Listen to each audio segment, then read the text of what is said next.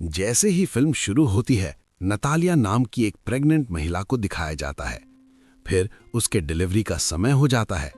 Natalia की मां अलीना भी वहां मौजूद है। नतालिया को बेचैनी होने लगती है। उसकी मां उसे तुरंत हॉस्पिटल ले जाती है। देर रात होने की वजह से ज्यादातर डॉक्टर मौजूद नहीं होते।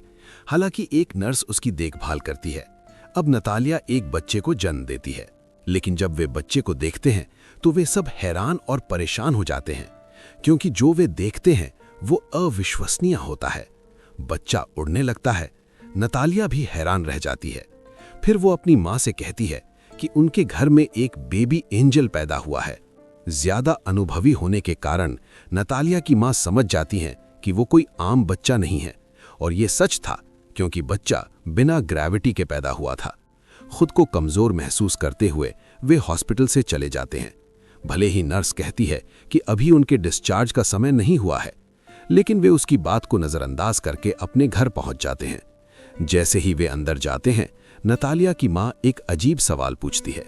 वो बच्चे के पिता के बारे में पूछती है, लेकिन नतालिया को वो याद नहीं आता।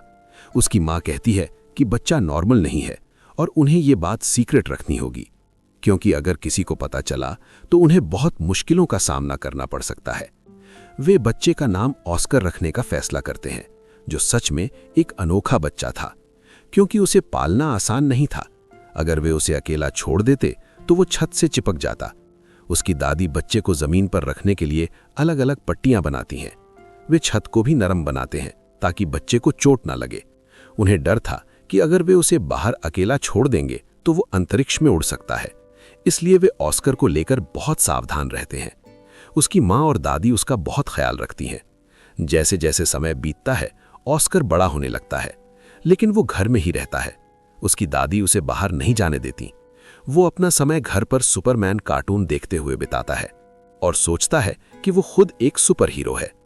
ऑस्कर अक्सर अपनी माँ नतालिया से पूछता है कि वे उसे बाहर क्यों नहीं जाने देते, लेकिन वे उसके सवालों को नजरअंदाज कर देते हैं। ऑस्कर खिड़की से लोगों को देखता है, जिसमें उसकी उम्र के बच्चे स्कूल जाते हुए शामिल हैं। वो बच्चों को खेलते हुए देखता है और एक आज़ाद जिंदगी की ख्वाहिश करता है। उसे लगता है कि शायद उसे यहाँ हमेशा के लिए कैद कर लिया जाएगा। फिर एक दिन अपनी कैद से परेशान होकर ऑस्कर खिड़की से भागने की कोशिश करता है, लेकिन जब उसकी दादी उसे देखती है तो वो बहुत गुस्सा हो जाती है। इसके बाद वो सभी खिड़कियों को बंद कर देती है। वो ऑस्कर से कहती है कि वो कभी भी दूसरे बच्चों की तरह बाहर नहीं जाएगा जो स्कूल जाते हैं, और वो घर पर ही पढ़ेगा। ये सुनकर ऑस्कर की माँ गुस्सा हो जाती है। वो पूछती है, हम उसे कब तक कैद रखेंगे? वो एक दिन बाहर जरूर जाएगा। फिर ऑस्कर की माँ उसे एक जैकेट देती है जिसके जेब में 2 पत्थर होते हैं, ताकि वो उड़ ना जाए। वो अपनी माँ की बात ना मानकर ऑस्कर को बाहर ले जाती है। वो उसे चेतावनी देती है कि इसे राज रखना, सुपरमैन से भी, नहीं तो उसकी शक्तियां चली जाएंगी। एक बार अपनी मां के साथ खरीदारी करते समय ऑस्कर एक छोटी लड़की से टकरा जाता है। लड़की का नाम अघाटा है। उसके हाथ से सामान गिर जाता है। वो ऑस्कर पर चिल्लाती है और उसे पानी की 2 बोतलें देती है। वो कहती है कि उसकी सजा ये है कि वो उन्हें उसके घर तक ले जाए। ऑस्कर पहले तो मना करता है, लेकिन अघाटा के जोर देने पर मान जाता है। वो अपनी मां को बताए बिना लड़की के साथ चला जाता है। अब ऑस्कर ने 2 भारी बोतलें पकड़ी हुई हैं और उसकी जेब में पत्थर भी हैं। नतीजतन उसे भारीपन महसूस होता है, इसलिए वो अपनी जेब से दोनों पत्थर निकालकर फेंक देता है। अघाटा से उसकी दोस्ती गहरी हो जाती है। जब वे उसके घर पहुंचते हैं तो अघाटा पानी की बोतलें मांगती है, लेकिन ऑस्कर उन्हें वापस करने से मना कर देता है, क्योंकि उसे पता है कि अगर उसने बोतलें वापस दे दी तो वो उड़ने लगेगा। अघाटा बिना समझे ऑस्कर से पानी की बोतलें छीन लेती है। जैसे ही वो बोतलें लेती है, वो हवा में उड़ने लगता है। जगह बंद है, इसलिए ऑस्कर ज्यादा ऊंचा नहीं उड़ता। ये देखकर अघाटा हैरान हो जाती है और चिल्लाकर उसे सुपरमैन कहती है। ऑस्कर उससे मदद मांगता है। ये सुनकर तुरंत अघाटा अपने घर के अंदर जाती है और पत्थरों से भरा अपना गुलाबी बैग लाती है। उनका आइडिया ये है कि वो पत्थर अपनी जेब में रख ले। उनकी योजना सफल हो जाती है और ऑस्कर नीचे आ जाता है। इसके बाद वे पक्के दोस्त बन जाते हैं। फिर ऑस्कर अघाटा से कहता है, मुझसे वादा करो कि तुम इसे राज रखोगी।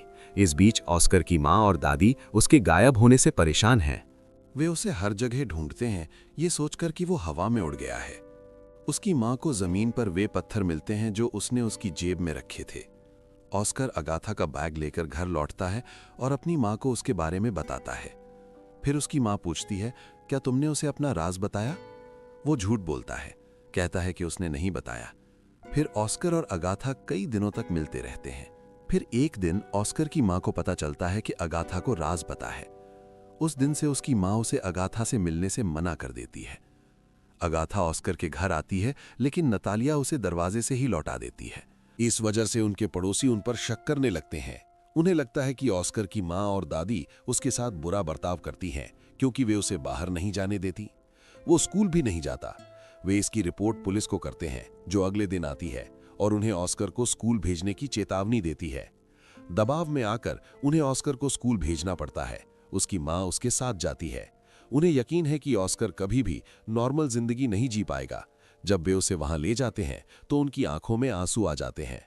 उसकी माँ सब कुछ समझ जाती है और तय करती है कि उन्हें अपना घर छोड़ना होगा। वे अपना घर छोड़कर एक दूर जगह चले जाते हैं।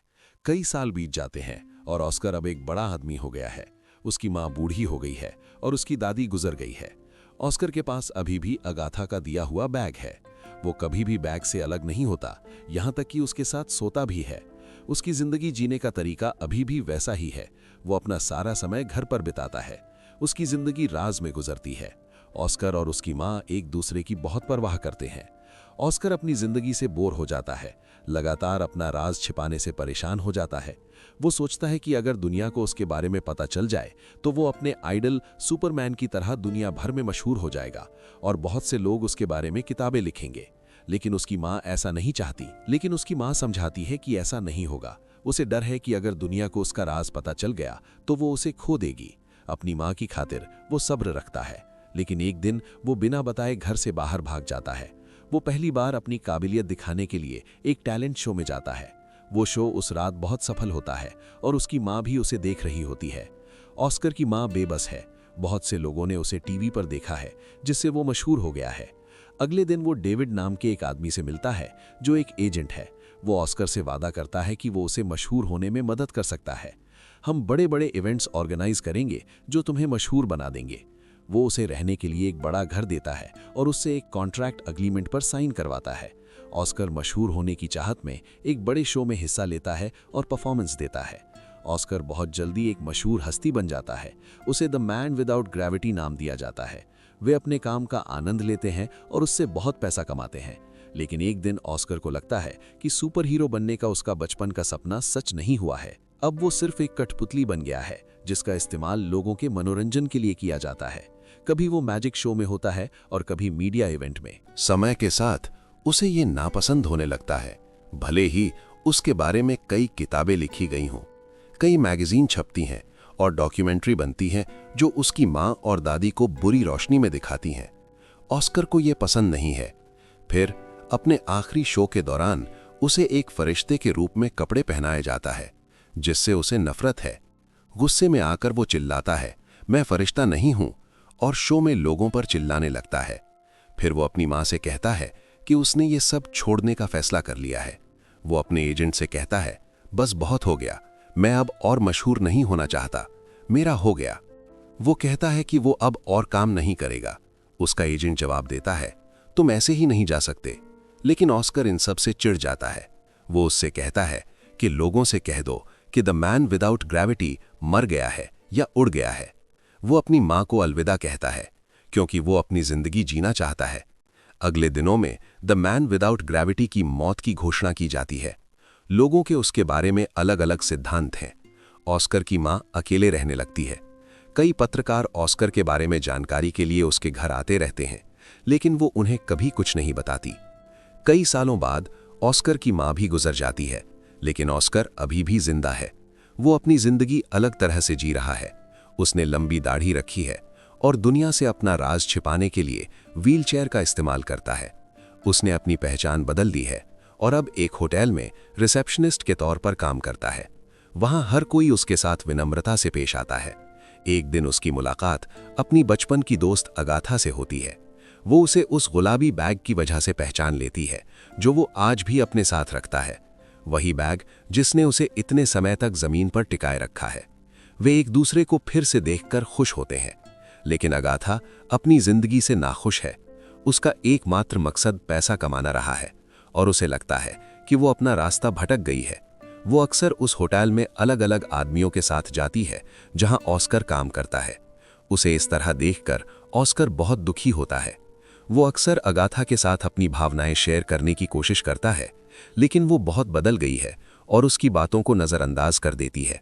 ये साफ है कि ऑस्कर के मन में अभी भी उसके लिए भावनाएं हैं। मुश्किलें ही अगाथा की जिंदगी में बदलाव का कारण है और उसे लगता है कि ऑस्कर ने भी उसे छोड़ दिया। वे फिर से मिल जाते हैं, शादी कर लेते हैं और अपने बचपन के घर लौट आते हैं और फिल्म यहीं खत्म हो जाती है।